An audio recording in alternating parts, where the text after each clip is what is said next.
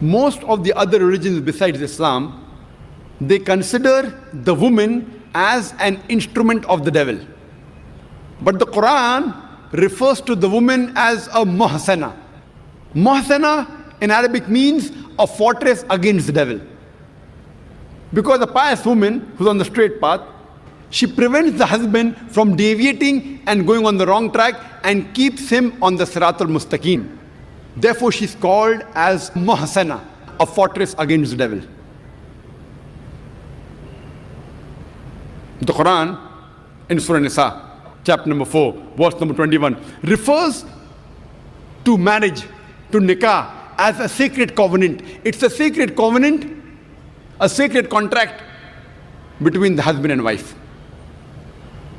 The Quran says in Surah Rum, chapter number 30, verse number 21, that we have created for you mates from amongst yourselves, so that you may live with them in tranquility. And He has put love and mercy between your hearts.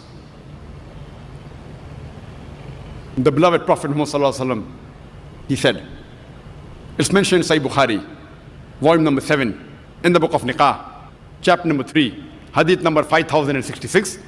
The beloved Prophet said, "O young people, whoever has the means to get married should get married." The beloved Prophet also said, there is no monasticism in Islam. And the Prophet said, anyone who marries, he completes half his deen.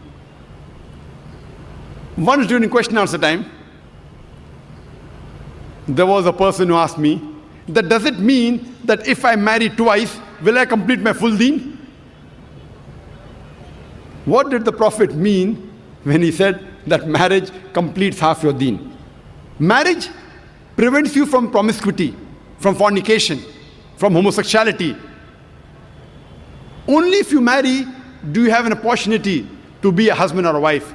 Only if you marry do you have an opportunity to be a father or mother, which are very important duties in Islam. So irrespective whether you marry once or twice, you only complete half your deen.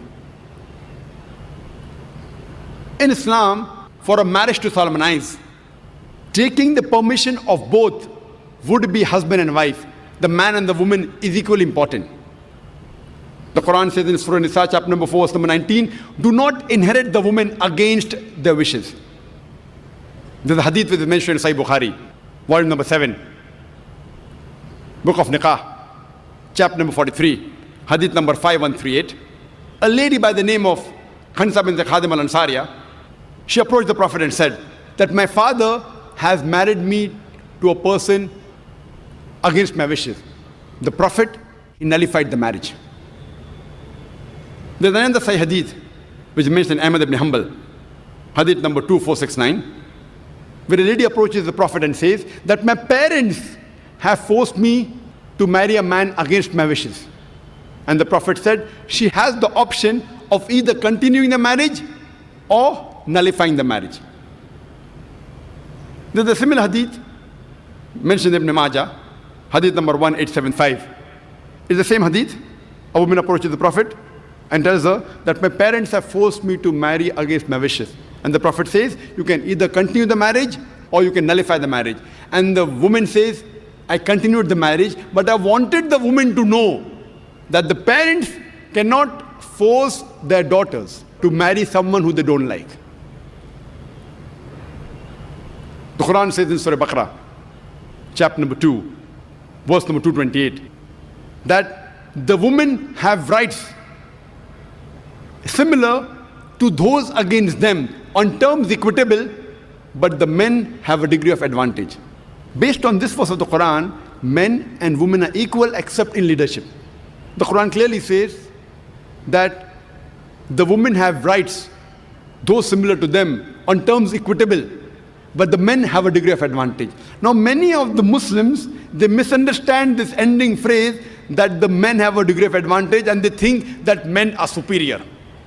And they quote the verse of the Quran, Ar-rijalu qawwamuna 'ala an-nisa, that the men are superior to the women. So Allah has said, the men have degree of advantage, the men are superior. What they're quoting is the verse of the Quran which was recited by a wonderful Qari. from Surah Nisa, chapter number 4, verse number 34, which says, Ar-rijalu qawwamuna 'ala nisa, that the men are the qawwam of the women. What is the meaning of the Arabic word qawwam? Qawwam comes from the root word aqama, which means to stand up for. How we have aqama before salah, we stand up for salah. So this Arabic word qawwam means the men have one degree of additional responsibility and one degree additional service towards the woman, not one degree of superiority to boss over the woman. And if you read the tafsir of Tabari, he says the Arabic word qawwam means one degree of additional responsibility. Because if you read the verse ahead, the verse says that Allah has given men more strength than the women. So because of that advantage, it's the duty of the men that they should take care of the woman, they should not boss over her. Furthermore, Quran says in Surah Nisa, chapter number 4, verse number 19, that treat your wives with equity and kindness even if you dislike her. Means even if you don't like your wife, yet treat her with love and compassion. And treat her kindly, even if you dislike her. Even if you dislike her, treat her with kindness and compassion. And in Islam,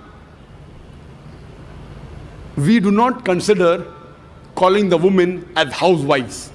Housewives. You know, housewife, if you analyze, means she's married to the house. In Islam, we don't consider our women, they're married to the house, to be called housewives. You know, in English we have, what is their profession? Housewife. We in Islam prefer calling the women as homemakers because they make the home, they build the home. So inshallah, I believe that the ladies from now onwards, when they have to fill any form, instead of writing the profession, if they are not to write housewife, that's English terminology. They are marrying you to your house. Prefer mentioning homemaker, because the woman builds the home, they make the home. And in Islam, a woman is not married to a master to be treated like a slave. She is married to an equal, and the role is that of partnership.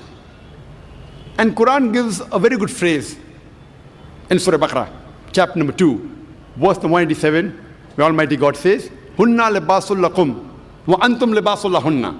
That they are your garments and you are the garments. That means your wives are your garments and you are the garments of your wives.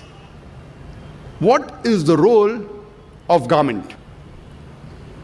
The role of the garments is to beautify, to conceal, to protect. The husband and wife, they conceal each other's faults. They beautify each other. They help each other.